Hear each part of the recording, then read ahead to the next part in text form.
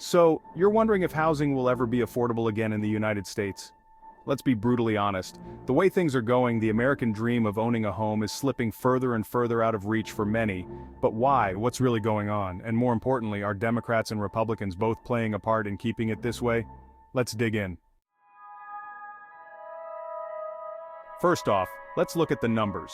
According to the National Association of Realtors, the median price of a home in the US has skyrocketed over the past few decades.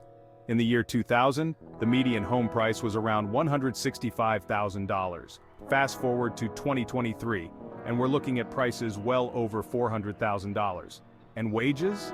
They haven't kept up, not by a long shot. The Pew Research Center shows that when you adjust for inflation, wages have been stagnant for most Americans since the 1970s. So you're making the same money, but homes cost 2 to 3 times more. How's that fair? And why are prices so high? Well, look no further than your local and federal government.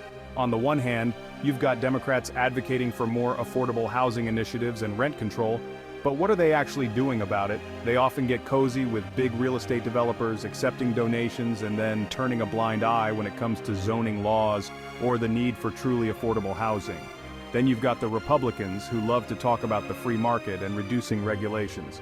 But in practice, their policies often protect the interests of wealthy homeowners and real estate investors.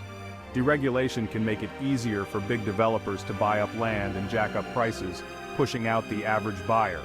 The New York Times reported that, under Republican leadership, mortgage interest deductions and other tax benefits overwhelmingly favor the wealthy, further exacerbating the problem.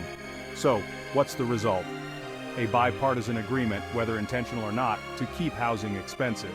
Both parties have failed to tackle the fundamental issues: lack of affordable housing supply, stagnant wages, and financial policies that favor the rich. The Brookings Institution has highlighted that both parties have, at times, prioritized short-term gains and political expediency over long-term solutions to the housing crisis. And let's not forget Wall Street. Investment firms are buying up single-family homes like they're trading cards. Noted that in some markets, these firms account for over 25% of home purchases. They buy homes in bulk, often outbidding average buyers, only to rent them out at inflated rates. And guess what? Both Democrats and Republicans have been complicit, looking the other way as long as the campaign donations keep flowing. So what can we do about it? This is where you come in. It's easy to feel powerless, but you have more influence than you think. Start by voting for local leaders who genuinely care about affordable housing.